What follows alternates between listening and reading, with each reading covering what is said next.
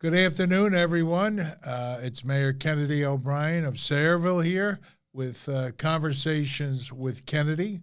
Today, we have a very special guest, Reverend Jessica Malek of the Sayreville First Presbyterian Church on Main Street, right across the street from Borough Hall.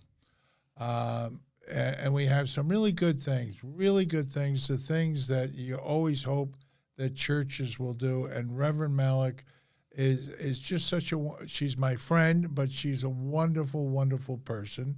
And also we have Lieutenant James Novak, who is, Jimmy, what's your exact title here? I'm in charge of community outreach for the police department. Okay, and he's doing an excellent, excellent job. But I'm not going to talk that much. It's really going to be the Reverend and the Lieutenant, because there's some good stuff coming up this Friday night, June 28th, at 6 p.m. to 8 p.m.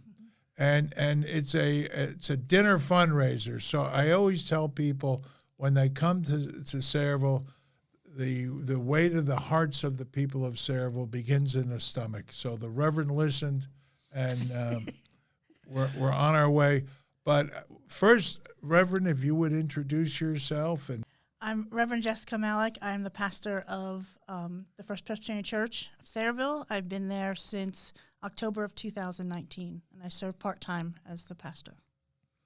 Lieutenant James Novak. I'm in charge of community outreach for the police department, and I basically get to work with a bunch of different community organizers and do amazing things for this town. So Reverend Malek has been just a wonderful person. Anybody that is in need in our community, she is first there and the first to help and pull resources together. And really, these days, right behind her is Lieutenant Novak. So with that, I'd like the both of you to discuss what the fundraiser is about Saturday, what the seed for this idea was, okay, and the hopes and ambitions. Okay, well, I guess maybe I could start. Sure. If that's okay? Sure. All right. It was during the... He's not shy. No, not anymore. Not anymore. I guess it started with us being involved with this event was through your first podcast. You were recording it, and you mentioned to me that the Reverend was looking to do some sort of fundraiser to fix up her kitchen in the church so that she can do more for the community. And I looked at you and said, "Oh, Reverend Malek," because what a lot of people don't know is that in a lot of the situations that we've had in town through COVID, different events that we've had, Reverend Malek is one of the first people to call me and say, "Hey, how can we help?" Her little church across from Borough Hall does a lot that people probably don't know about. So I'm kind of glad that we have this opportunity, and I appreciate you having us on for that, to kind of let people in town know exactly what she does. So I reached out for Reverend Malek and said, "What do you need? How can we help?" And we kind of came up with this idea. So, you want to discuss your vision for what you want to do? We're calling it Sayreville Feeds, and it's a way that we can feed the community. We're going off the model of the JBJ Soul Kitchen. Soul Kitchen, It's one of my favorite places. Food is going to be donated from 2 local restaurants, Costa Verde and Rustoni's. And then, so our members will be there and other volunteers to help serve the food. And we're also opening it to people who, if they can't afford it, they're still going to get a meal.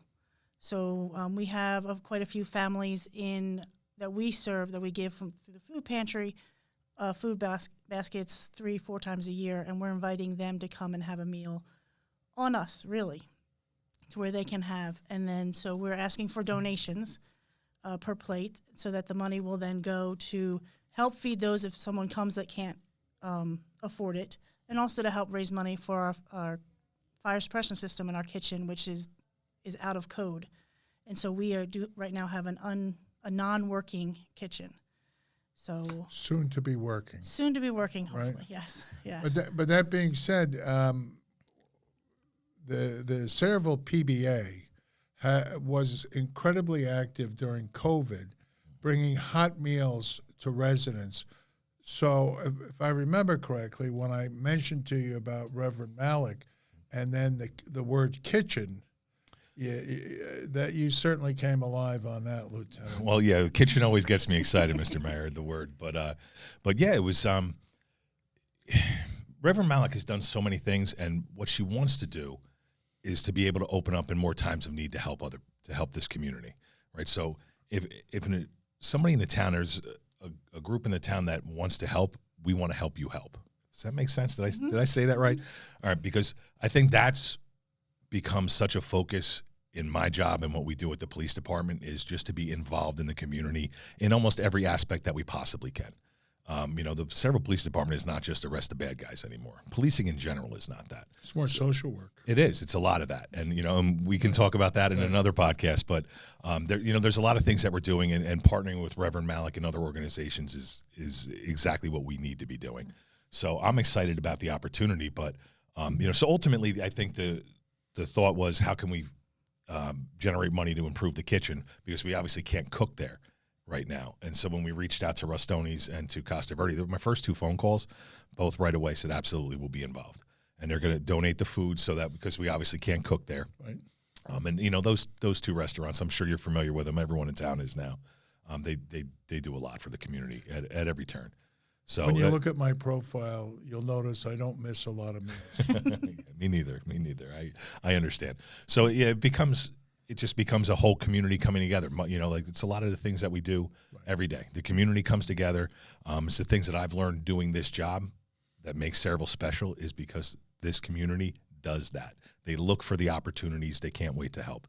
So it's really just kind of goes right in hand with what the town really is.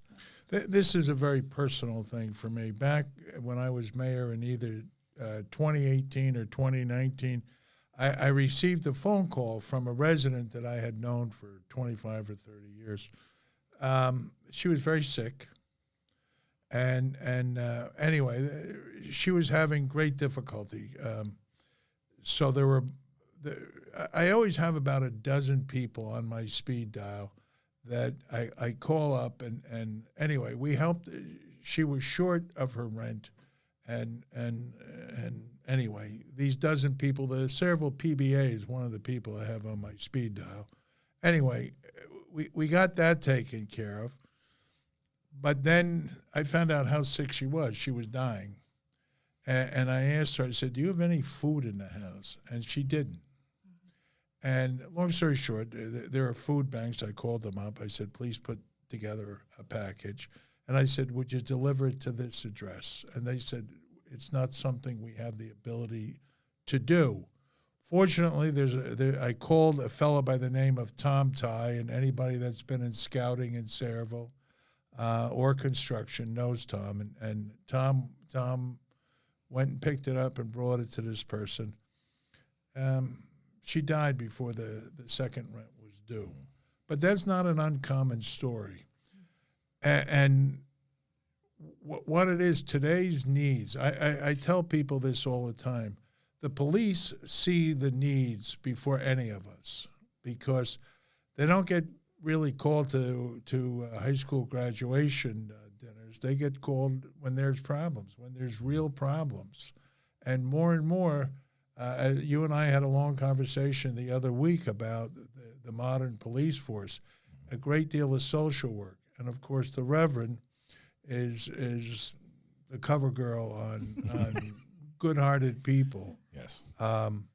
And by putting the 2 together, my hope, and again, if I speak out of line, edit it, is that you'll have both a food pantry and a cook food facility. So that's if our I'm that's speaking our out of line. no, that is our mission, is to be able to serve more people in the community, whether it's growing our food pantry, because we serve on average right now of probably 14 families, and food, and whether even if sometimes it's just a gift card, a ShopRite gift card, Right. because of dietary needs, they can't. We can't supply all the food for specific dietary needs, so we might give them a gift card. And then maybe, hopefully in the future, is to be able to have a soup kitchen or do some way that we can serve the community hot meals, especially, those in need, because I know it's out there. I know you drive around Sayreville, you may not see it, but I'm sure it's out there that there's definitely need. You know who sees in it? the community. Yeah. The police see it. They really do. And they've done a great job of collecting food and donating to our food pantry so that we can then serve Yeah. the community.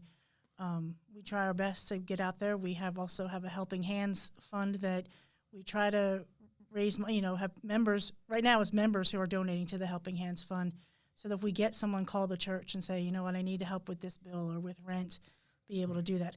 We are a very small church, so we can't always rely on members. Small church with a big heart. Right. So we can't rely on our members all the time to like fund that. that. That's So all right. these fundraisers that we can do with a working kitchen could then help put money into the Helping Hands Fund. So we can then, in turn, because a lot of my members grew up in this town. Yep. So I have multi-generations Yep. of my church, of members who are just raised, they were raised here, and they raised their children, and their grandchildren are being raised here. So it's a very strong tie to Sayreville. One of the things that we found during Hurricane Sandy is for the most part, Sayreville is a working community. And I've said that to a number of governors. I said one of the beautiful things about Sayreville is when we get knocked down, we get right up and knock the dust off our pants and get back to work. And I have countless stories to tell you of examples of this. But we're very proud. So there are people who may be in need, but they may never tell you because they're proud people. And in Sayreville, to be down on your luck, even though it happens to all of us, I can recite the numerous times I've been down on my luck. And matter of fact, I had to explain to somebody once, I've been broke, but I've never been poor. I said broke is from a bad investment. Poor is a much longer duration. That I've never been, but broke a couple times. But you get up and you go back to work and you get back at it. But this is I've been waiting for this for 20 years. I really have. It's kind of like a Sayreville circle about good deeds. A lot of people ask sometimes, look, why is the police department volunteering at the JBJ Soul Kitchen in Red Bank? Why are they in Red Bank doing that? When I first went down there, I thought I was going to be just serving some soup and it'd be a fun thing to do. And when I got down there and I saw what they did, it inspired me in so many ways to bring things back to Sayreville.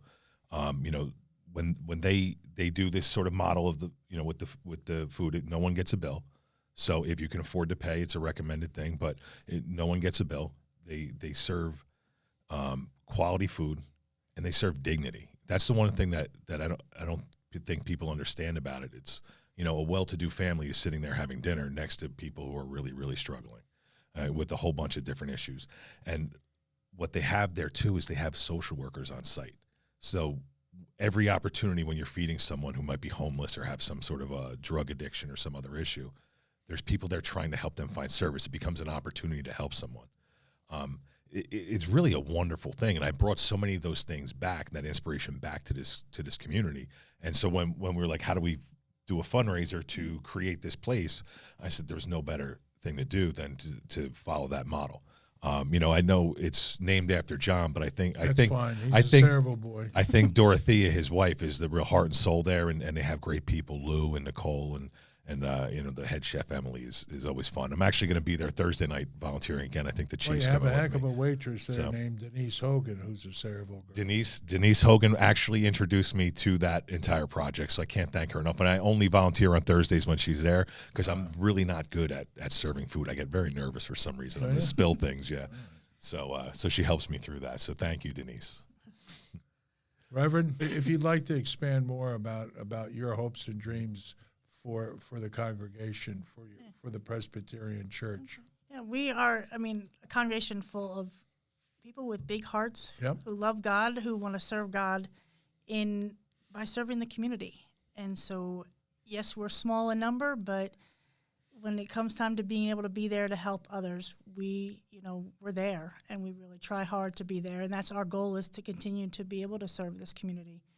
Because there was, churches, small little churches nowadays, they're dying, and we're trying to keep alive and keep going, and that's because of the faith of the congregation and the members, and that's what's keeping us going.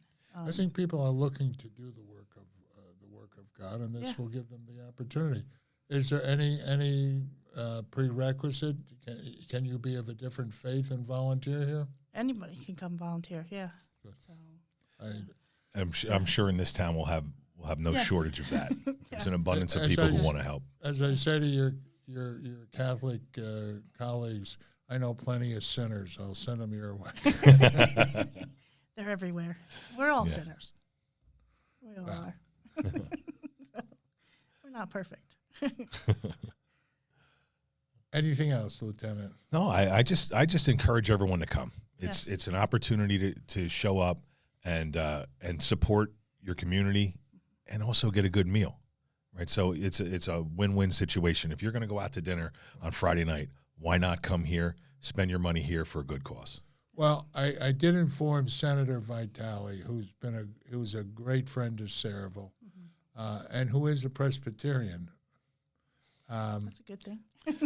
He actually supports most of your fundraisers. Yes, he comes to we have fish fries twice a year, and he comes to the fish fries. I've seen. I've also informed the Speaker and Assemblywoman Lopez, all of whom are great friends of Sayreville.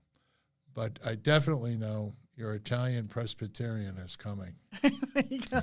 So That'd be great. yeah, so you'll have an all-star guest list, and Sayreville will surprise you. And the information is on Facebook, the church's Facebook page, and also the community page, and the police department put all on there also. We're gonna spread the word. We're gonna spread the word as loud and as far as we can. Sayreville has a local paper called Tap into Raritan Bay, and the publisher is here. His name is John Mooney, and I know he's gonna give you a lot of promotion. That's great. Isn't that right, John? Thank you. That'd be great. Thank And you. I thank you, John. And remember, fundraisers are a continuous effort. Exactly. So And that's our plan. Yep. To better this community and try to be a big part of this community, even small in number. well, you are. You're a blessing. All houses. I've always considered every house of worship a blessing to Sayreville, and it's a wonderful thing that you're doing. And Jimmy, if you thank your fellow officers, I think it's spectacular that you're coming together and working together for a cause that's needed. Listen, people are running out of money, and we have 45,000 people now.